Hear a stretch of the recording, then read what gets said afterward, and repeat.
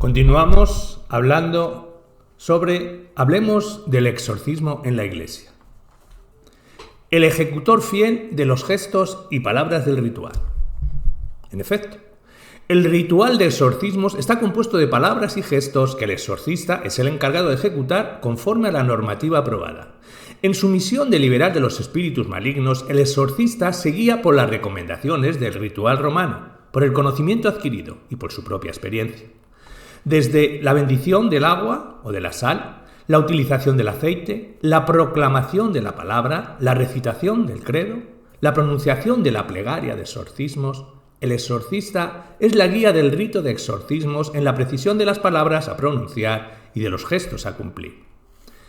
El exorcista es aquel en quien se basa el cumplimiento de la norma del derecho cuando dice: en la confección o administración de los sacramentales deben observarse diligentemente los ritos y fórmulas aprobadas por la autoridad de la Iglesia.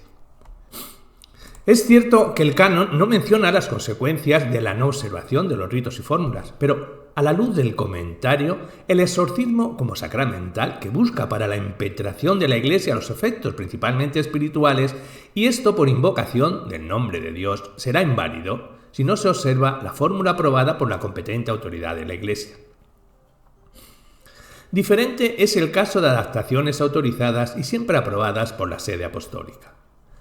Guiado por las recomendaciones del Código del Ritual, el exorcista es el encargado de cumplir por él mismo las funciones asignadas por el rito y guiar toda la ceremonia del exorcismo. Es el ritual el que le da el camino a seguir, pero es él quien realiza el rito del sacramental. Esto tiende a aprobar el papel otorgado al que realiza el exorcismo. Él es, por estos gestos y palabras y la conformidad con el discurso de la Iglesia, la fórmula, ya que no se admite las adaptaciones de la edictio típica del actual ritual sin recognitio de la Santa Sede, el garante del éxito del ritual y la eficacia de las palabras. Sucede que es necesario emprender una confesión en el curso del exorcismo para acabar con el demonio que tomó lugar en el hombre. Se dice que los que confiesan sus pecados y cumplen sus penitencias son olvidados por el diablo, y los demás están expuestos a sus ataques. En realidad, el exorcista, ante todo, busca llevar a la persona atribulada por el demonio a la Pascua de Cristo. Y para hacer eso es necesario que se abran todos los canales de gracia de la Iglesia, como la confesión y la Eucaristía, que valen como un exorcismo. Muy importante es el poder de la confesión para llevar a cabo el combate contra las fuerzas opuestas. Aunque es menos espectacular que el del exorcismo, el poder de la confesión se muestra en el hecho de que la confesión es un don divino, pero mucho más grande que el exorcismo, que solo saca al demonio del cuerpo, mientras la confesión saca el mal de nuestro espíritu. La confesión destruye nuestras ataduras con la iniquidad. Y no solo eso, nos concede, como todos los sacramentos, la gracia santificante. La confesión no solo perdona, sino que repara nuestra alma y la llena de luz.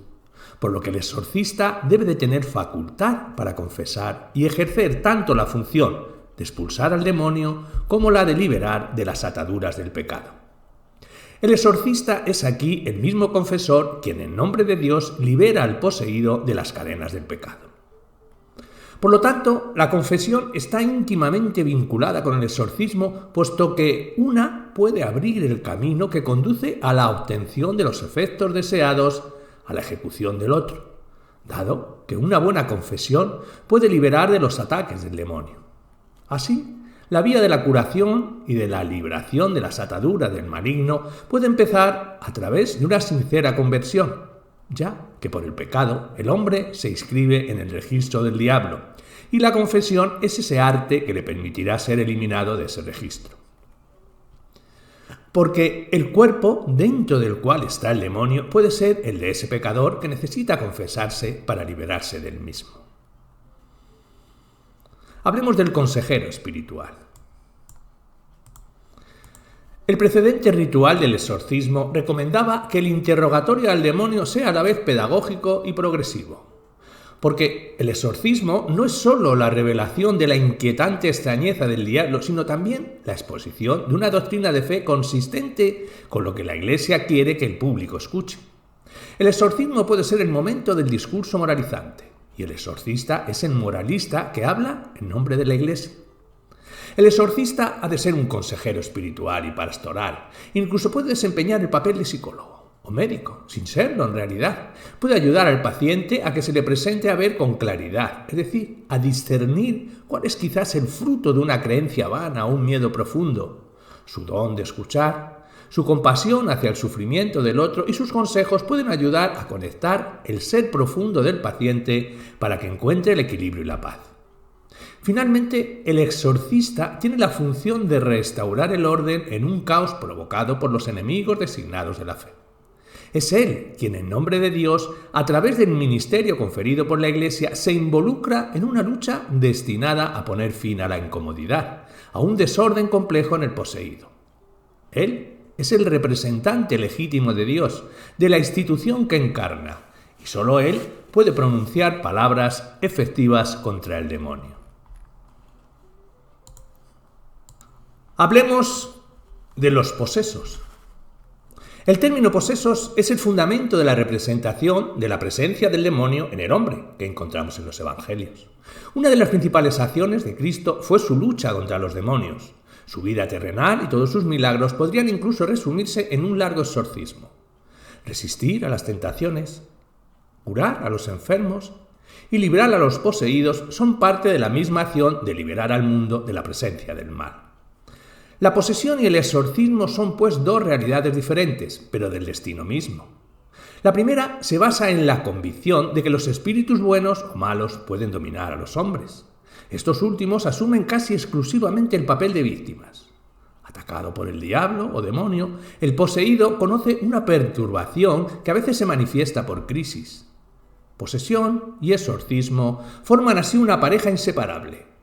Una es la marca de la presencia de una fuerza contraria en un individuo, una familia, una comunidad, un objeto, un lugar. Y el otro es la fuerza de la Iglesia mediante la invocación del nombre de Dios, obligándolo a dejar el espacio. Por lo tanto, se puede decir que sin demonio no hay posesión, ni siquiera el ritual de la Iglesia, destinado a poner fin. Hablemos del origen de la posesión. Para entrar en el universo del término posesos, parece normal que en primer lugar comprendamos cuál es el origen de este fenómeno. El demonio es el punto de partida del fenómeno de la posesión. El magisterio de la Iglesia enseña que al principio Satán, o diablo, fue un ángel bueno, creado por Dios. Diabolus enim athali daemos adeoque natura creati. Un demonio es un ser espiritual, de naturaleza angélica, condenado eternamente. No tiene cuerpo. No existe en su ser ningún tipo de material sutil ni nada semejante a la materia, sino que se trata de una existencia de carácter íntegramente espiritual. Los demonios no fueron creados malos, sino que al ser creados todos ángeles se les ofreció una prueba. Era la prueba previa antes de la visión de la esencia de la divinidad. En esa prueba unos obedecieron, otros desobedecieron. Los que desobedecieron de forma irreversible se transformaron en demonios. Ellos mismos se transformaron en lo que son. Asimismo, el catecismo nos enseña que es el carácter irrevocable de su elección y no un defecto de la infinita misericordia divina lo que hace que el pecado de los ángeles rebeldes no pueda ser perdonado. Satanás era la criatura más perfecta salida de las manos de Dios. Estaba dotado de una reconocida autoridad y superioridad sobre los demás ángeles. Y a su parecer, sobre todo cuando Dios iba creando, él trataba de comprender, pero que en realidad no entendía. El plan unitario de la creación estaba orientado a Cristo. Hasta la aparición de Jesús en el mundo, ese plan no podía ser revelado en su claridad.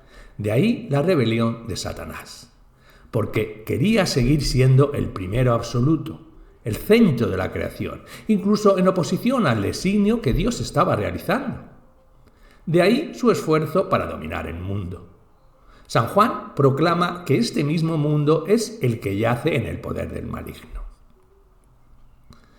Al origen, pues, hay un ser espiritual al que las Sagradas Escrituras llaman a veces por Satanás o el diablo. Las dos expresiones se usan para designar al seductor engañoso que actúe en el mundo por odio contra Dios y su reino en Jesucristo. Satanás es el acusador ante Dios, el que engaña y corrompe, el oponente de Dios. La teología que se desarrolló en los primeros siglos tenía, por un lado, el objetivo de explicar la existencia de Lucifer, su estado en relación con Dios, y por otro lado, completar las escrituras sobre el diablo y sus ángeles, y situar allí el origen del mal en el universo. En reacción al dualismo de los gnósticos que afirmaban que había dos dioses, el del mal y el del bien, los padres de la Iglesia elaboraron la historia del origen del diablo, quien de hecho sería a la vez un personaje controlado por Dios y una amenaza para los hombres. Ireneo de Lyon, en el 140, para nombrar solo a él, reconoció que el diablo es una criatura de Dios, subordinado a él, Lucifer. Estaba en el cielo con los ángeles, cayó por su concupiscencia, sus celos y su orgullo. Cualquiera que sea la razón, Lucifer llevó en su caída a los demonios. Estos han invadido el mundo y amenazan a los hombres con su presencia.